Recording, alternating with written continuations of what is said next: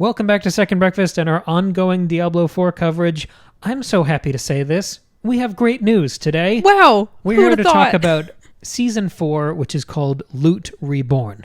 So I want to start this like we've started the last few Diablo episodes with a little state of the game. Mm-hmm. And I'm very happy to do it this way because the state of the game question that we always try to start with is priority number one going into this season.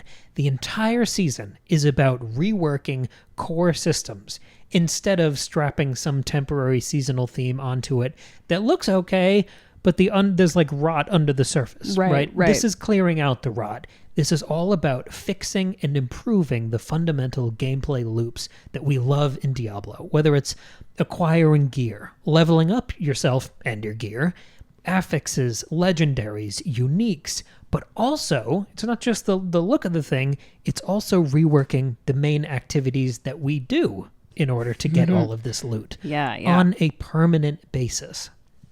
So instead of having a little seasonal activity and a little seasonal theme, and then it's a total coin toss for if the next season is any good at all, this season rebuilds the things that matter and persist in a live game. So the entire season is built around Hell Tides. Yes, yeah, this felt like more of a long-term, big patch rather than a true season, because there is a little mini seasonal campaign, but it's so minimal and so not the point, which is different from how seasons 2 and 3 were, which was really pretty story focused, along with adding some new mechanics or new things, but those things all went away with the season. And this is here's a new, a better version of the game that's going to stick around even after the season ends. Yeah, I mean, I've seen a lot of people saying online, this is how Diablo 4 should have launched. Yeah. I totally agree, but I'm also just glad it is here now.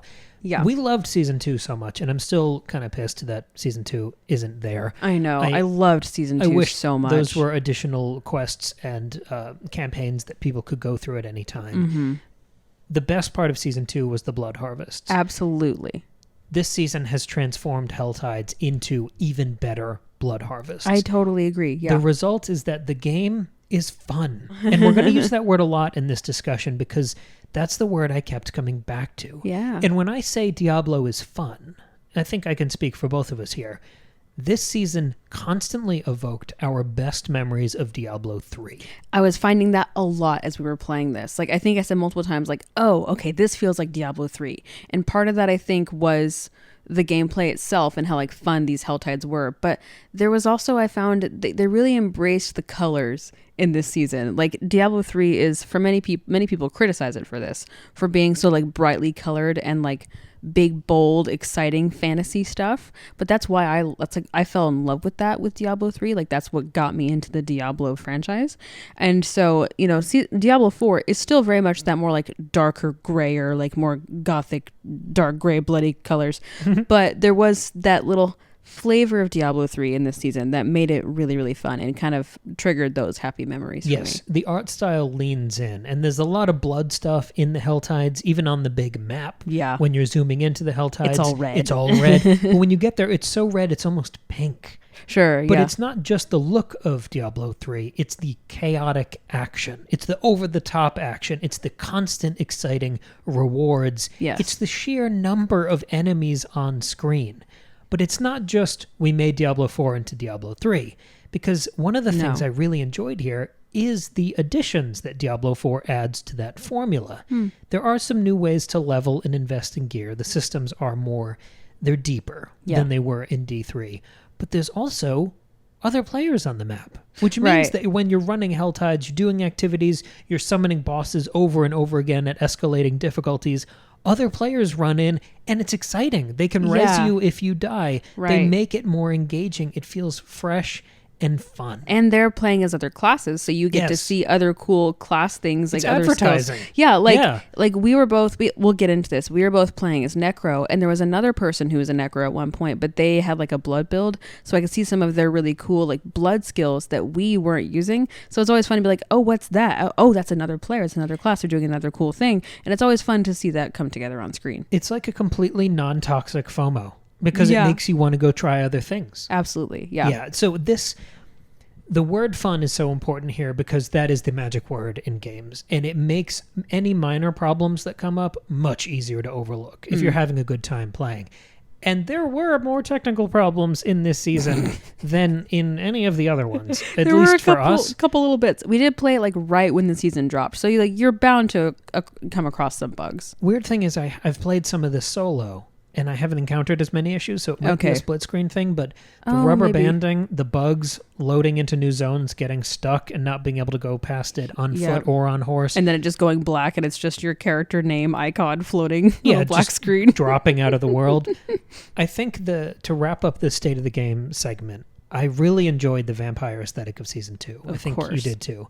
I think that was the peak of the visual design of the season so far. Absolutely. But with Season 4, Loot Reborn, I think it's by far the most rock-solid Diablo 4 has been because of that focus on the fundamentals. I agree. And for that reason, it is much more important than Season 2 was. Season 2 was a lot of fun, but Season 4 makes the game better because all of these changes are here to stay. Mm-hmm. I don't feel like Season 5 is a coin flip anymore. I feel confident and hopeful going into the future of this game. Totally, yeah.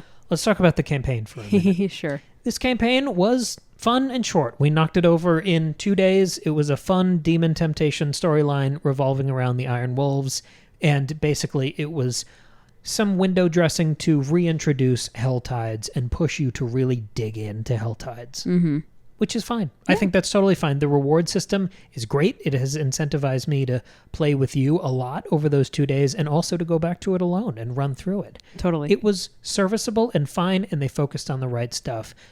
But just to put some confetti on top of that, this season, even though the focus clearly was not on the seasonal content and story, right, it had a lot less of what we really disliked last season. If I can, take a walk down memory lane. Yeah, let's do it. Season 3, we complained about the pacing, the endless commutes, the Seneschal robot companion, and the traps in all of those dungeons. Right, yeah. There was none of that here. There was a little bit of the traveling, like, okay, you did this thing, now go back and tell the person what you learned. To one spot that had a waypoint 1 foot away. Yes, that's true. And it only happened, I don't know, maybe 4 times. Like, it wasn't the other in season 3, it was constant. Here it was just every now and then, and that's just kind of what you expect from a game with such a large map like this. But no robots, no traps, and Blood Harvest forever. Perfect. Yeah, it was great. Yeah. That's it for the campaign. I mean, I don't have anything more to say about it. It was a simple concept. It was like cool, like help out these Iron Wolf guys, like rank up, become friends with them. Like, okay, great. Yeah. Oh, I get to think about Dr. Faustus and Demon Temptation. And it's cool because even after the season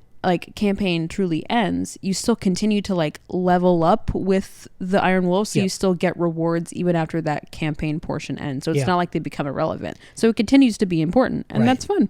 Also, like you got to interrupt a lot of like rituals and shit, which felt so Diablo 3. Oh yeah, like that was really fun. I liked that was part of the campaign. Yeah, the imagery was strong. Yeah, it was good. So let's jump into our class update. Yeah, we started this hopeful, right? We were going into this with all the promises. They've done great promo videos on the YouTube channels. They've done great outreach to other Diablo 4 creators on YouTube. So we thought we would re-roll how we began. If you remember when we started our first campaign run through the 6-act campaign, I played BARB, Maggie played NECRO. Yeah. We started this season clean slate, going back to those classes for the first time. Yes, yeah, and I was going to do a different build with my Necro, but I was excited to go back to that character because I haven't revisited that class since we played the campaign the first time, and I had so many problems with the balancing. You'll remember my complaints about Necromancer if you go back to our main campaign episodes.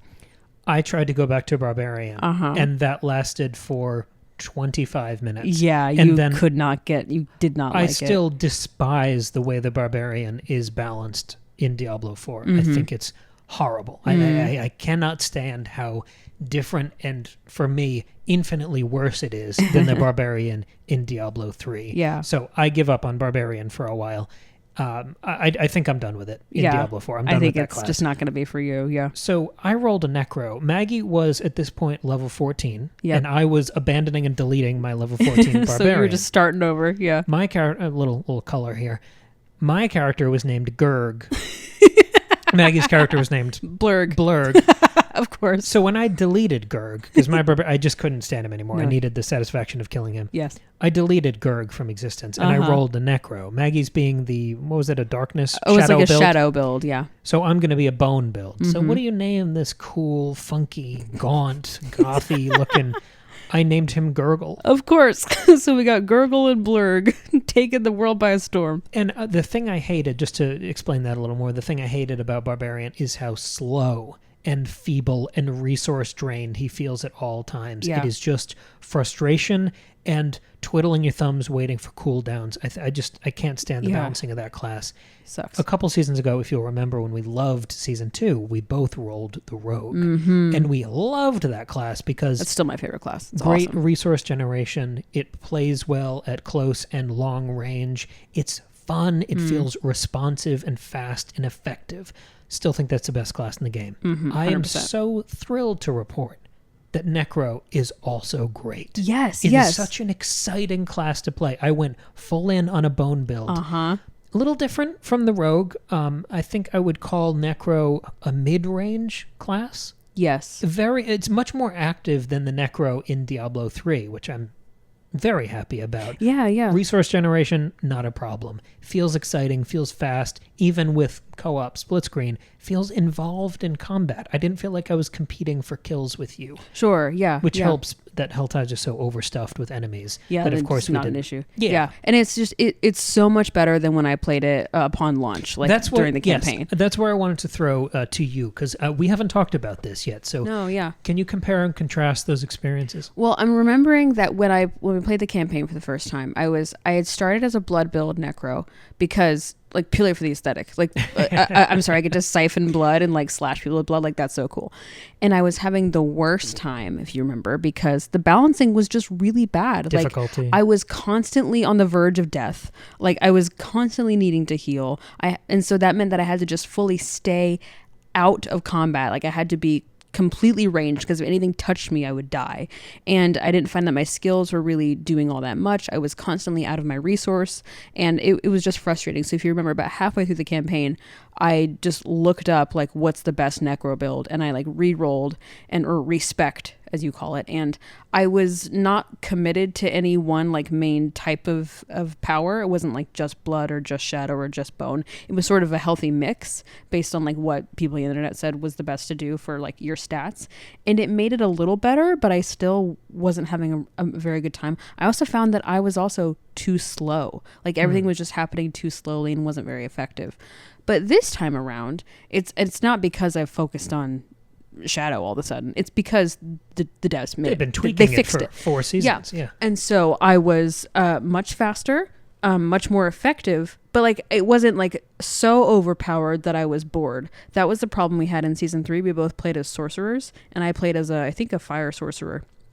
And I was so overpowered that I was just obliterating everything with fire and I was bored. This was not happening here. I still had to be strategic about how I do my skills. And like I still kept a couple of the skills that I used when I was Necro the first time, like corpse explosion, corpse tendrils, and the blood wave. Those 3 are so fun, especially corpse explosion and corpse tendrils work together so well.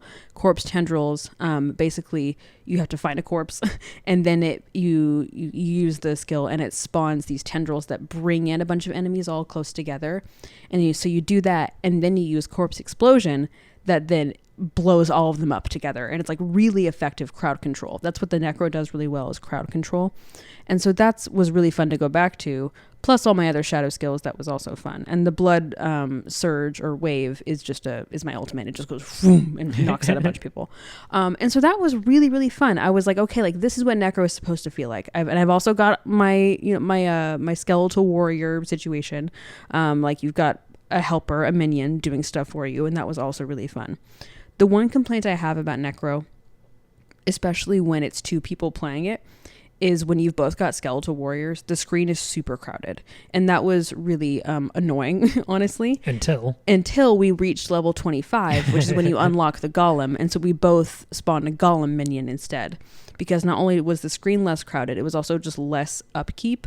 When you've got the skeletal minions, you're constantly having to regenerate them and like summon them from corpses because they keep dying. The golem is much stronger, and as soon as it's gone, you notice it, and so you immediately spawn it, and it's like back, and it's really interesting. I think there was a danger early on of us sort of stepping on each other's toes because someone might be using corpse explosion, and the other person might need to summon minions, which means don't explode that corpse. I need that corpse. You have to like call shotgun on all of these different different. So, and then it was like, am I out of minions or are you out of minions? Like, whose minions are those? So that was annoying. But like, you get to level 25 really fast. And so then it wasn't an issue anymore. Leveling's great. We both got to around level 50 just playing for 2 days. And we just had a great time. I want to add a new little segment that we do in each of these episodes, since it is an ongoing series we're doing. I want to do a little power ranking of the classes. Oh, okay. Let me see what you think of this. So this is from worst to best. Barbarian. Yeah. Druid. Yeah, Druid sucks. Sorcerer. Necro. Rogue. Rogue. Definitely. That's absolutely the correct order of operations. Yeah. Rogue is still my favorite. Like, I had a much better time with Necro this time around. Like, if this had been my Necro experience in the campaign, that would have been so much better. And like, that's what I wanted. Yeah. But then I played the Rogue and I was like, oh, this is way cooler. Now, caveat. Still the number one class is Demon Hunter from Diablo 3. Oh, yeah. But that is a separate discussion. Yeah. We pine for Demon Hunter. Because the Rogue wishes it was the Demon Hunter, but it never could be. But no, the Rogue is still the best, but I did have a lot of fun with this Necro this time around. I think Rogue is much more flexible than Demon Hunter. But in the comments below, or Patreon, YouTube, wherever you want, let us know your current power rankings if you're playing Diablo 4. Because I want to see if they're completely flipped, why? Do you think Barbarian's good? Do you think Druid's good? I don't know, make the case. Maybe I'll roll a new character. Sure. I want to wrap up with a couple questions, which is another thing we've been doing. We try to zoom out at the end here and look back and look forward. The first question. When we finished the campaign, which was 2 days into playing it, you said, okay, basically you think you're done with the season. Yeah. After 2 days of playing. Do you think that is a problem? Yes. Specifically because I think it is not accomplishing the goal that they're trying to accomplish, which is to get people to play the game more and more often. Because I think the problem they were finding was people play the game on launch. They played it every time there's a new season, but then people drop out because they get bored, because they get frustrated, because the season's over, and that's all. Like, there's not a lot of motivation to stick around. I mean, they keep pushing. There's all this stuff about end game content, and they talk about like, oh, when you get to level 100, blah, blah, blah. And I'm just sitting there thinking, I am never going to get to level 100. Like, why would I do that? Like, what is the point of that? Like, I still do not feel motivated to continue to max out my character. Like, I played the campaign. I had fun. I might occasionally pop in and play in the blood tide. What's it called? The tide. The Helltide. Helltide. Thank you. I was mixing it with Blood Harvest. I might pop in and play in the Helltide for a bit, just if I want to do something fun at the end of my day. But I don't feel like a strong compulsion to keep playing.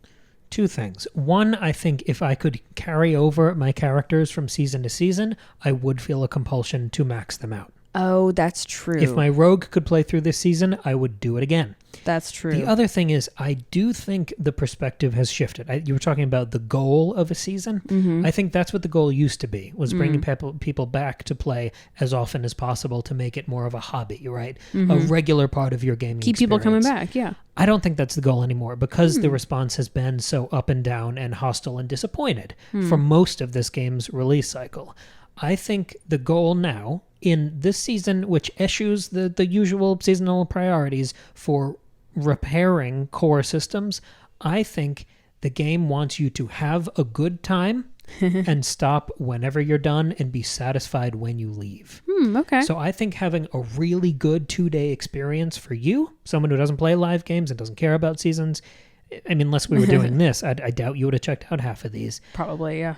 I think you being happy with your experience and looking forward to coming back for the next one, I think that's the goal. That's and I true. think that is where the barometer of success is right now. Then yeah, it's definitely been successful in that sense, yeah. Because we had a terrible experience with season 3. Right. And we were hopefully, looking forward to season 4, but not with any real, you know? I was pretty like meh on it coming in. So I don't think it's a problem that you're done after a great 2-day experience. Okay, that's true. The second question is, if this season represents an investment in the core systems of Diablo 4, they could have done a really big distracting art direction for the season, and we could have sort of pushed aside our core complaints about the gameplay. Instead, they've made what I think is a real investment in the systems of this game.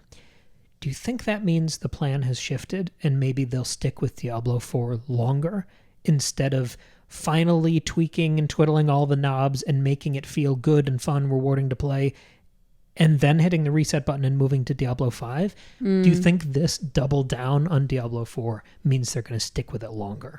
Well, I think so, especially because we know an expansion is coming, right? Well, we've always known that. Yeah, I mean, there were, 11 years between Diablos 3 and 4? How many were between 2 and 3? A lot, right? Yeah, and they keep saying, you're not going to have to wait 11 years for another game. Yeah, but probably about 5, I would guess. Like, they're not going to, like, announce Diablo 5 in the next year. If you've got a good thing going here, and you have seasons that people enjoy coming back for and they spend some money on, why not keep it going for 4 or 5 years? You can have annual big boy expansions. Right, you got to keep the expansions coming. Like, that's the thing, is you got to keep the expansions coming. You add in new classes. You expand, maybe by the end of it, the story campaign is 10 acts instead of 6. If that's the full journey of Diablo 4, and then by the time we've added in all of the old classes, we've had this big, long, sweeping campaign, then it feels like we can put a button on it and move on to the new thing.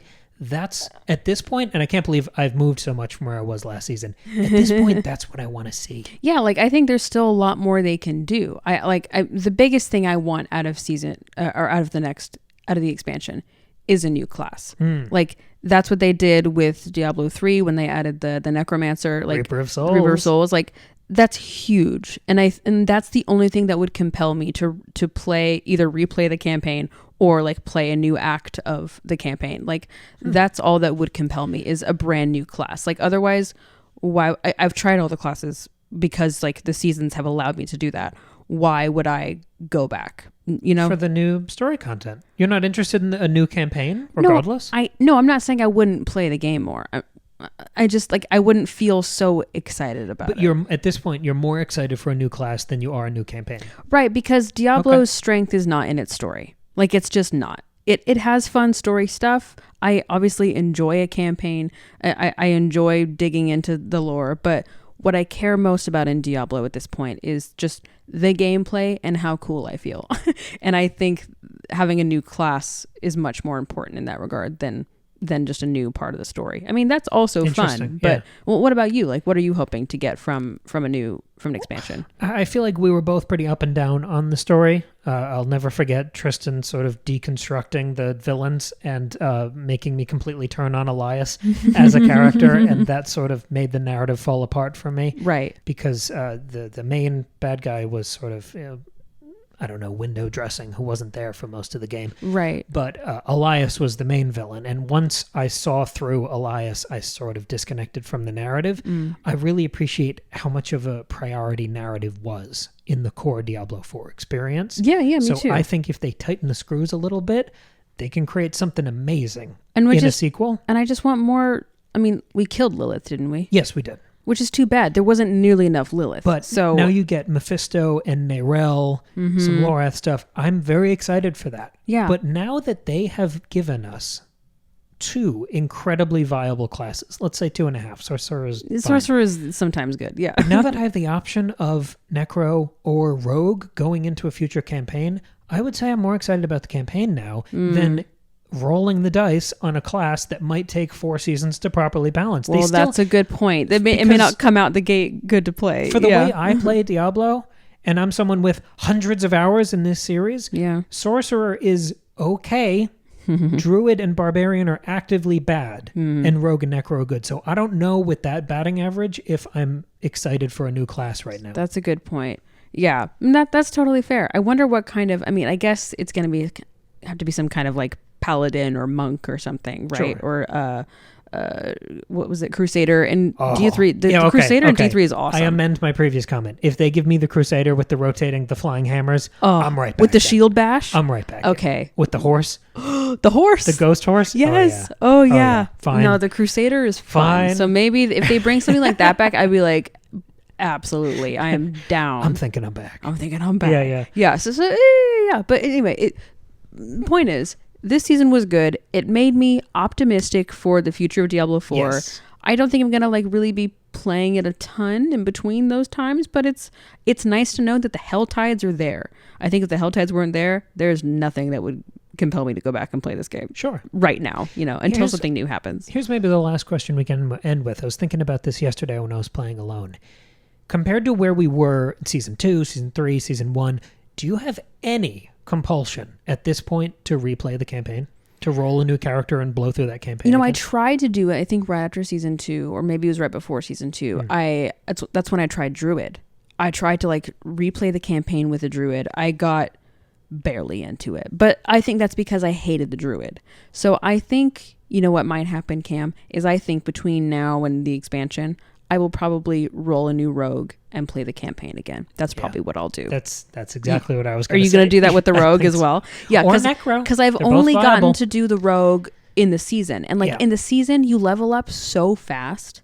And it you almost don't get a chance for the character to breathe the way you do when you're going, at least I think when you're going through the campaign, it takes a little longer, And so depending on your difficulty. Right, yeah. Because when we've been playing in the seasons, we're playing in World Tier 2. I think I'd probably go back to World Tier 1 and take my time and really marinate in the class and the character and everything. So yeah. Okay, so we're inching closer. Yeah, right. Which is good. This is a good thing. Good news. All good news. I was so thrilled to do this episode because we called our last episode, which is about Season 3, we called that the low point for Diablo 4. I stand by that. Oh, yeah. But because of the nature of live games, we're now at the high point of Diablo 4. Right. And we will continue to be honest with wherever this game is for us. I'm so excited that Loot Reborn was just a resounding success here. Me too. I was really happy about that. We have a bunch of other game episodes on the channel. Oh, yeah. If you want to scroll through there, we've got even more coming out in the pipeline. We did, of course, all of our other Diablo 4 episodes. We did a Diablo 3 retrospective. We did some Path of Exile coverage. And if you're here for the fantasy, every single Friday we do a chapter of Game of Thrones. We do big, fun, loud, dumb theory, literary discussion.